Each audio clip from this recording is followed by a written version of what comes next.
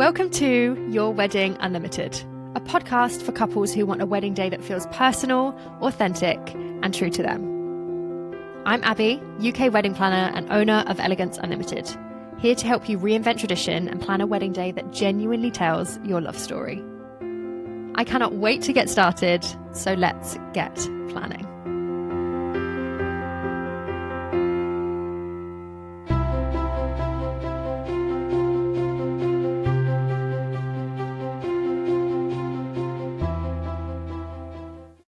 Hello, and welcome back to another episode of the Your Wedding Unlimited podcast. My name is Abby. I'm a wedding planner, coordinator, and stylist here in the UK. And this is your safe space for planning a wedding with confidence, whilst feeling calm, whilst having fun. There is no stress around here. We're trying to avoid all of that, okay? And I want you to have a wedding day that feels amazing, that feels like you, that feels personal and authentic and all of that good stuff. So welcome. Thank you so much for joining. I am grateful to have you here. Lots of new listeners at the start of this year, which has been really, really fun and really nice to have lots of lovely messages from you and lots of questions in the DMs and all of that good stuff. So thank you. Today, we are going to be talking about breaking wedding rules with confidence. Now, I talk a lot on my podcast about reinventing tradition, choosing the things that feel good for you and getting rid of the things that don't. So that is what this episode is going to be about, because I know that it's not always easy to make those decisions, to do something a bit different when you feel all of this anticipation and stress and concern about it. So we're going to talk about it. And I'm excited. So before we do, if you are not yet following, if you are not yet subscribed, it would mean the absolute world. Just go and click that little button and it will mean that you come back every single Wednesday as well for another episode of the podcast. And whilst you're over there, you might as well give us a little review as well. 5 stars is what is acceptable. And I'll be so grateful. Thank you so much. Now let's get on to the episode. I truly believe from the bottom of my heart that planning a wedding and having a wedding day should be something that is so personal, so intentional, so bespoke to you and your partner. And that comes from all of these decisions that we make throughout the planning process. It comes from every decision we make, from the venue we choose, to the music we listen to on the day, to the food we eat, to what we choose to wear, to all of the little details in our stationery and our signage and all of this good stuff. Okay, that's where it comes from. And these decisions create your wedding day. And these are going to be the things that you hold on to and remember. So planning a wedding day should be something that is done really carefully and with intention. But I also know how much pressure there is around the things that you feel like you should be doing, the things that you're just told a part of a wedding. Oh, well, you're having a wedding, so you have to do this and you have to do that. And this is what makes it a wedding. This is, you have to wear the white dress and you have to have the sit down meal and you have to have your ceremony like this and you have to say these things and you have to have the speeches and it has to go a certain way and look a certain way. And it's a lot. I get it. Fortunately, we are in a time of great change in the wedding space and in the world in general, but I feel like in the wedding space particularly, there is more freedom to express who you are and how you want things to be. And love does not come in one single form, in one single little copy and paste template. And your wedding should not be that way either. It should be something that feels like you and that feels really special and bespoke to you. So you might be sitting down to plan your wedding and to start making some choices and decisions. And you might start thinking, I don't really like that a ceremony is done this way and that really doesn't feel super good for us. Or I don't really know how I feel about the sit down meal, or I'd never really pictured myself in a white dress, or, maybe that doesn't apply to you anyway because you're a same sex couple and you're 2 men getting married and the white dress doesn't apply. So you're like, how do we navigate? Like, is one of us supposed to wear white? How do we do that? Like, what's the protocol here? There is no protocol. Okay. There's no rules. And I know that can kind of contradict the title of the episode because we're talking about breaking the wedding rules. When I talk about wedding rules, I'm talking about these expectations that tradition, I say tradition lightly because wedding traditions, I believe, are something to be questioned, but the rules that society and wedding traditions have put on the wedding space, on what a wedding should look like and feel like, and, all of these things, all of that is up for grabs. I want to remind you of that. This is your wedding day. You can do it however you want to do it. If you want to be legally married and have a legal wedding, yes, you will need to have that part somewhere in there, but it doesn't have to be on your wedding day. So many people now just go to the registry office, get themselves legally married, and then on their wedding day, it's absolute free reign to do whatever they want. There's no time restrictions. There's no legal things that have to be said in a certain way on the day. You can do absolutely anything that you like. And that is so exciting. That is so much fun. Traditions are optional. And I always say that if you want to have the most traditionally white wedding ever, and that's what feels good for you and you love that and that excites you and you feel amazing about that, amazing. There's no judgment there for it. Please do that. And if you want a planner to help you do it, I would still be more than happy to support with that. Okay, this isn't me saying I don't agree with traditional weddings and throw everything out the window. What I'm trying to get across here is that your wedding should be done your way. And really, really good suppliers will support you with that regardless. So when we talk about wedding rules, what are they? These are the social expectations. They might be the family habits or your own family traditions. They might be outdated traditions that genuinely just don't feel good for you. Certain things like being given away at the end of the aisle, that's typically, traditionally in the wedding space, come from being given away physically as a piece of property from your father to your new husband in the olden days. Okay, super outdated, and it's something that I'm seeing less and less in the wedding space, people wanting to be given away, or they're reframing the idea of being given away. And you're not giving me away, you're just walking me into my next chapter. You're just standing by my side, okay? This reframing can have such a huge impact on the way that we view our day, on the way that we feel about decisions that we make. So sometimes we're not like changing everything completely. We're just reframing the way that we're looking at it, and then we're reframing what it means to us on the day, okay? And it's okay to question these things. You may have family and friends, or even people in the wedding space judging your decisions or questioning them and saying, you can't do that. That's not what a wedding looks like. You can't do that. That's not how a wedding goes. Please question everything. I encourage you to question everything and make sure that it feels right for you, because it's so, so important. I want you to look at the concept of a wedding tradition or a wedding rule as an option, as a question. It's not an obligation. No one is sending you to prison for not wearing a white wedding dress, or for not having speeches, or for not cutting the cake at a specific time on the day. No one is doing that, okay? So question things. What feels good for us and what doesn't feel good for us. I understand completely why couples feel nervous about breaking tradition and doing things differently, because you worry maybe about this fear of judgment, or what people are going to say, or what people are going to think. Are they going to have a good time? Are we going to get made fun of? Are people going to take us seriously? You know, all of this to say, you might be breaking some traditions, but you still want a wedding day. You still want it to feel like a wedding, and you still want to be taken seriously with that. You might worry about upsetting your family if there is a really deep-rooted tradition in there somewhere, and you're like, oh, this is going to really upset mum, and Nan is not going to be happy about this. I completely understand that. There is an element I find with a lot of couples I work with, and a lot of people that I see in the wedding space, of wanting to please everyone. Everyone needs to be happy. Every guest that's coming needs to have the perfect experience on our wedding day. Honestly, the only people that should have the perfect experience on your wedding day is you and your partner. Okay, anyone else is a bonus if they have a nice time, in my opinion. Of course, we want our guests to have a nice time. We're not hoping that any of them has a horrible time, but not every decision needs to be based around them and their preferences and what they think is acceptable. It's about you and your partner, nobody else.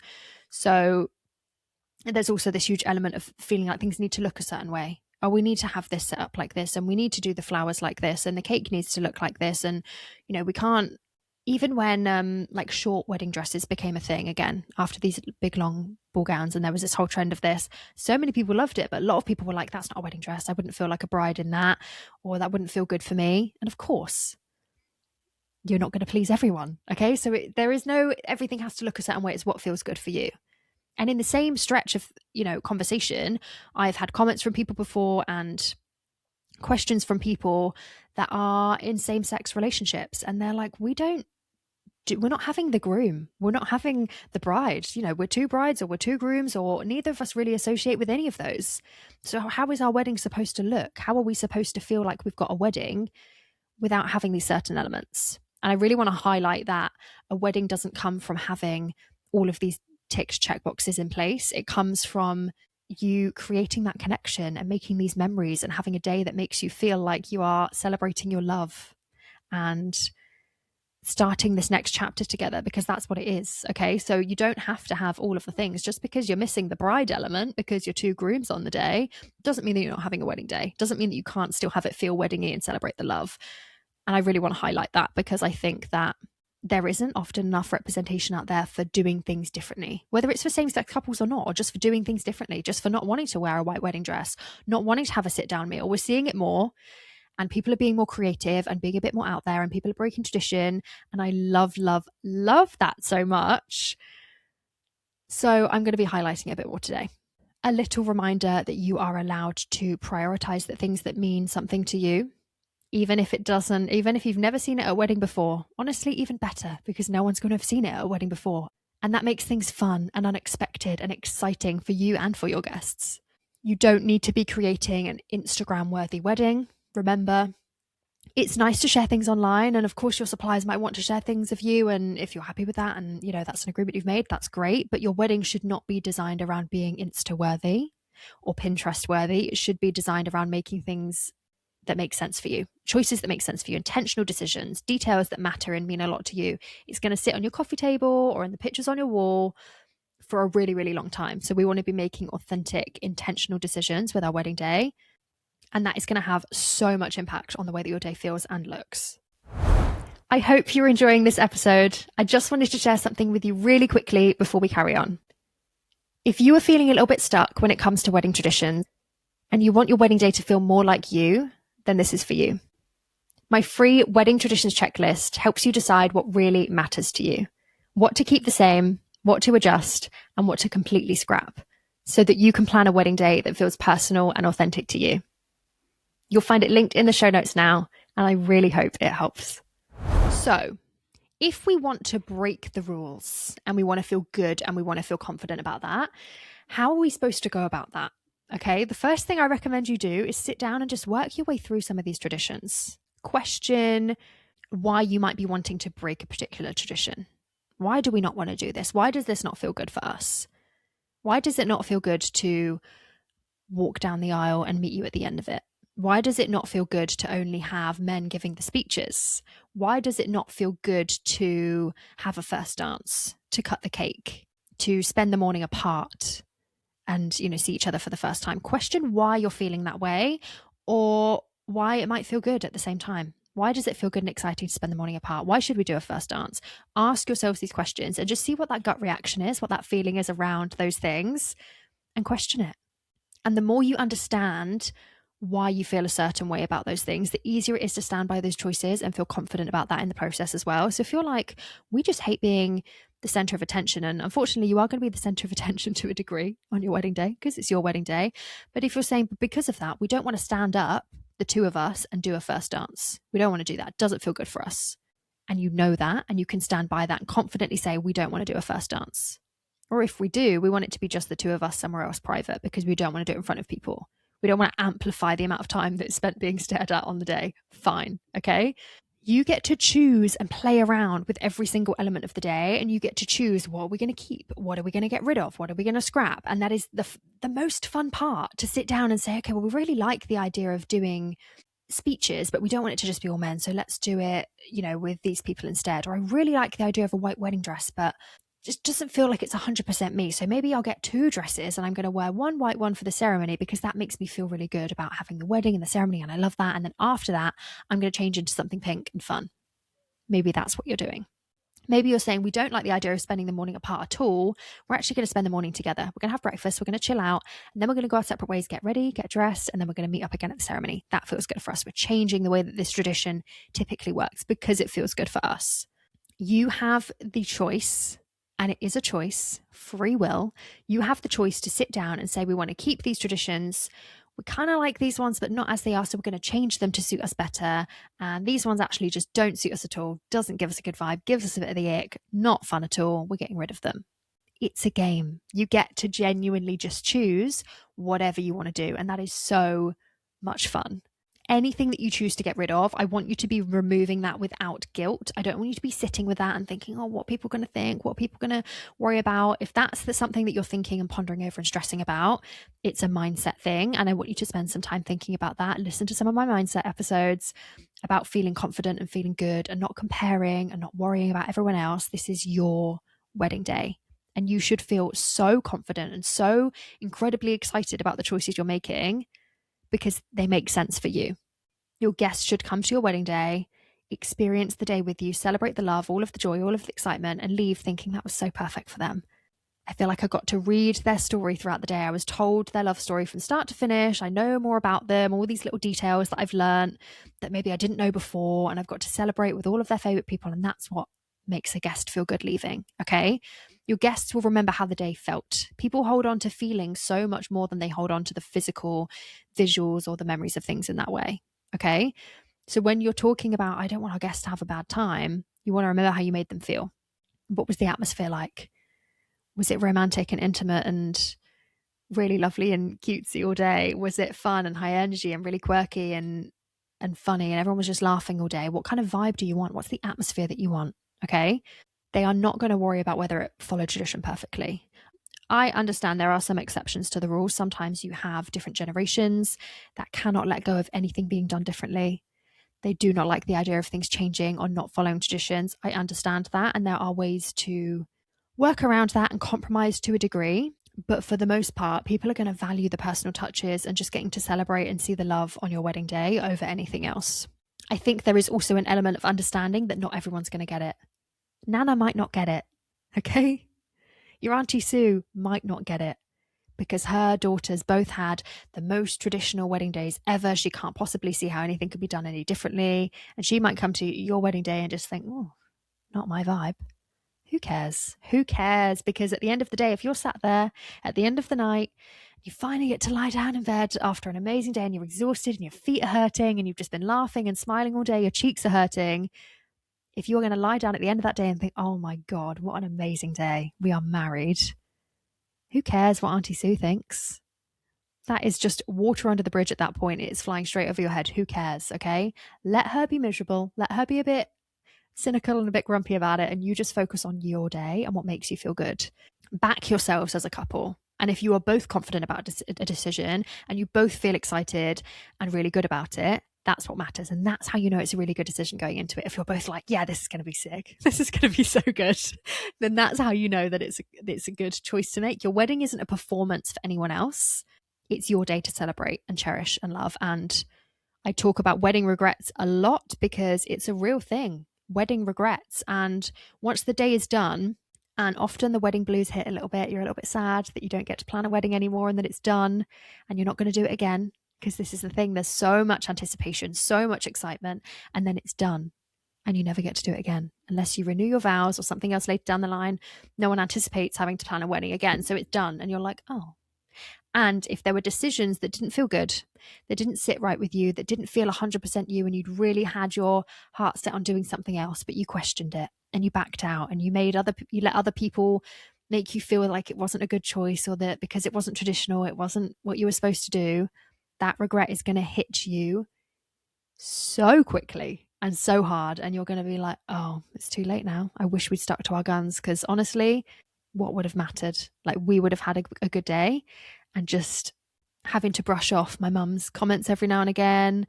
You know, she'd have got over it if I didn't wear the dress that she wanted me to wear, or we didn't do the first dance song that everyone wanted us to do, or we didn't do the chicken like they wanted us to do, and we did food trucks for food instead because that's what was fun, or we had a buffet instead. All of those other comments would have washed over you and you will regret not having done the things you wanted to do. So that's something really important to bear in mind. Now, when we come to breaking these rules, breaking traditions, changing things to suit us better, it's really easy to just kind of get overwhelmed by that and confused and not really know where to start. And it should be a fun process. It should be something you enjoy. There are so many things that you can start to just question about the wedding day, whether it's how you're getting ready in the morning, where you're doing that, the type of venue you choose, the ceremony itself. The ceremony, if you choose to have a humanist or a celebrant ceremony, you do your legal bit another time, you know, a couple of weeks before, a couple of weeks after, the day before, whatever it might be. On your wedding day, you've got free reign to do anything. You could have bands playing in your ceremony. You could choose to walk down the aisle together. You could choose to meet in the middle of the aisle. You could choose to have special readings or audio recordings playing. You could choose to involve your guests in fun ways, like getting them to warm the rings, or doing that thing recently where they've had like pulled names out of a bowl, and they've been like, all of our guests' names are in this bowl. We're going to pick out two. I saw this recently, and these are going to be our witnesses. Two random people that like you didn't even know.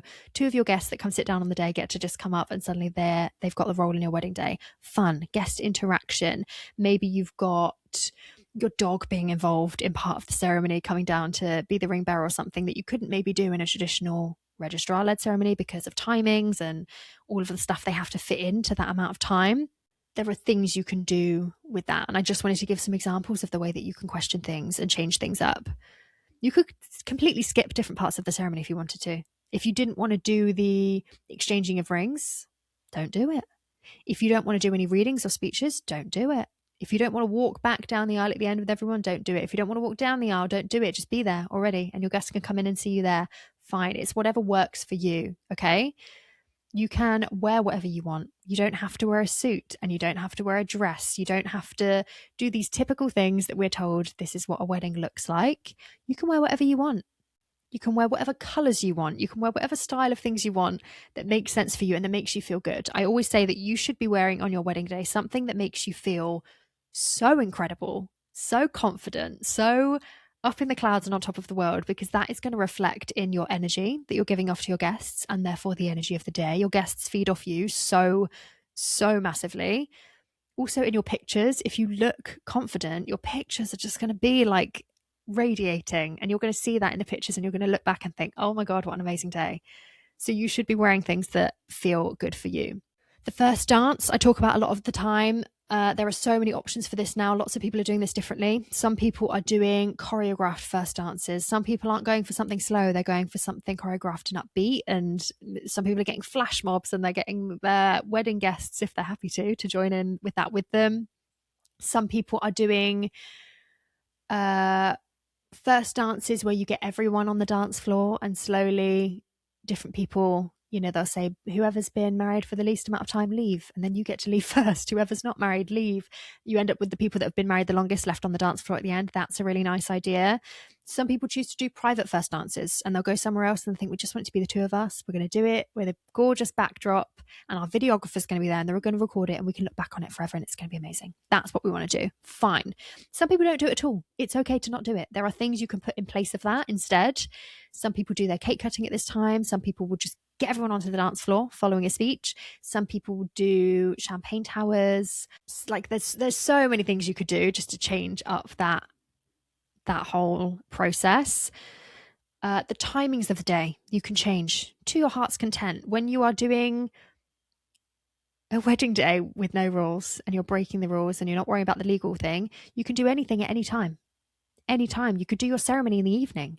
You could have everyone there. I've said this before, but like, what a fun idea to get everyone there, have a nice lunch, your last lunch or your last meal together before you get married, and then you've got a golden hour set up in the evening to get married, and then you start straight away into the partying the night away. Okay? There's no rules. You can change up all of the timings of things. You can do whatever you want. You can finish the night early if you want. Just go and have an early night, or just go and chill, just the two of you or a few friends, and just watch some films, play some games, whatever you want to do. You don't have to do the speeches, the meal, the cake cutting, first dance, and then dance the night away until the early hours. If that's not your thing, do something different. There are so many things you can do, so many choices you can make. And this is where it gets fun to be creative. And I think as well, there is an element of this that can become overwhelming. So if you are seeing all these new non-traditional ideas on social media and on Pinterest, and you're thinking, oh gosh, now which ones do we choose? How do we know what one's right for us? You need to sit with that for a little bit and think, does this feel good for us? Does this make sense for our story? Does this make sense for us as a couple? Does it reflect who we are? And that is going to help you to understand a little bit better what decisions feel good for you. Talk to your partner. This should be something you're deciding together as well, having these conversations, playing around with ideas, seeing what makes sense. Like when you're pulling together your schedule and you're like, let's see what would make sense if we did this at this time. Let's see how this would work if we did this just before this. You can play around with anything. And a really good supplier that is open and willing to work with you on that will help you to plan your timeline in a way that makes sense. The one thing that you will sometimes come into difficulty with suppliers or venues, particularly if you're wanting to change around the timings in a really big way, is that they will have their process. They have the way they do things. It's very traditional and set in stone usually. So if you say to them, oh, actually, we wanted to do a first dance at this time, or actually, we wanted to do a ceremony later in the day, we didn't want to do one at the start of the day, you might get some pushback on that where they say, that's not going to work, we can't do that. So it's finding the right suppliers that are willing to work with you on those things and make it work, because there shouldn't be any rules. There shouldn't be anything that you have to stick to if you don't want to, in my opinion. And I think that's where the fun comes in. That's where the creativity comes in. That's where your personality comes out. And it's like a click of a switch. Like you can tell when someone's doing something on a wedding day that just doesn't feel good for them. And the second they choose to like switch that up and they're like, actually, we're going to do this instead. And the excitement and the energy that you feel from making that change and making that choice, I can just feel instantly. And the whole feeling of how the plans are coming together changes and just feels so much more exciting. And I love that. We want to be intentional and make choices that feel good for us. So one thing I wanted to highlight was this idea of the wedding trend, which I talk about quite a lot on my socials and when I am working with couples. We are not following trends just for the sake of it. It's really easy when you're breaking traditions and when you're changing things up to think, oh, well, this is popular right now and it's really different, so we'll just do that. But if it doesn't make sense for you, then don't do it. There are some things that are really traditional that just make sense for you to do because you're like, it's just perfect for us. This makes sense, right? And that's okay to do it that way. That's absolutely fine. I don't want you to be following a wedding trend because you feel like you should and then realizing later on it just wasn't right for us. We just followed it because we felt like we wanted to just break free from the mold and it actually wasn't right for us. Authenticity ages so much better than the aesthetics and the visuals than like following trends. Okay, your wedding day isn't a trend. It's something that you are going to look back on forever. So your decision should be intentional. And if that means that you're following 90% of the traditions and breaking free from 10%, then do that. If it means that you're following only 10% and breaking free from 90%, then do that. Okay, there's no right or wrong, but it should feel right for you as a couple.